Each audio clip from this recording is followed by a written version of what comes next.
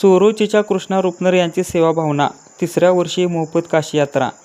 कवठेमंकाळ तालुक्यातील चोरोची या गावातील युवा सामाजिक कार्यकर्ते कृष्णा भगवान रुपनर यांनी समाजाप्रती असलेली बांधिलकी जपत तब्बल 55 भाविकांना मोफत काशी तीर्थयात्रा घडवून आणली.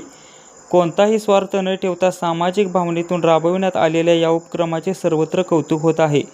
स्वर्गीय सौ जनाबाई रुपनर यांच्या स्मृतिप्रीत्यर्थ आयोजित करण्यात आलेल्या या तीर्थयात्रेचे यंदाचे तिसरे वर्ष होते.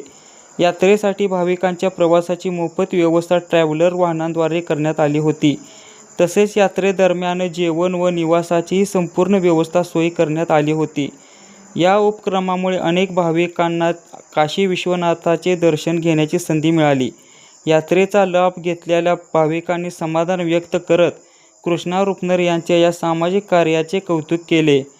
त्यांच्या या सेवाभावी उपक्रमाला भविष्यात असेच यश मिळो व त्यांची उत्तरोत्तर प्रगती हो अशी प्रार्थना भाविकांनी व्यक्त केली.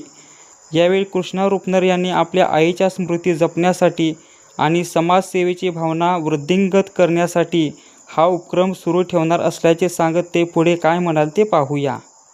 कृष्णा भगवान रुपनर, मी माझी आई जनाबाई रुपनर यांच्या स्मरणार्थ दरवर्षी आम्ही काशीला बऱ्याच लोकांना, आमच्या गावातल्या पंचक्रोशीतल्या लोकांना काशीला पाठवतो. त्या पद्धतीत ह्याही वर्षी आम्ही नियोजन केलं. या नियोजनात माझे भाऊ, बाकीचे सहकारी मित्र यांचा बऱ्यापैकी अप्रत्यक्षरित्या प्रत्यक्षरित्या मदत असते.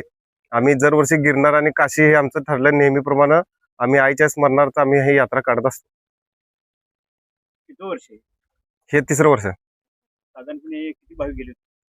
ह्यावेळेस 54 पॅसेंजर होते. जवळपास दरवर्षी आम्ही 50च्या वर ठेवतो. काय काय सुविधा आहे?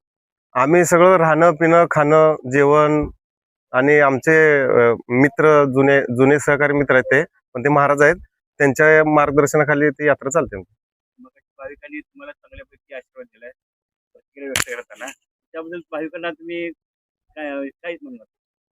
नाही, भाविकांना पाठवण्याची संकल्पना हीच होती की ज्यांना पॉसिबल नसणार आहे त्यांना आम्ही पाठवायचा प्रयत्न करतो.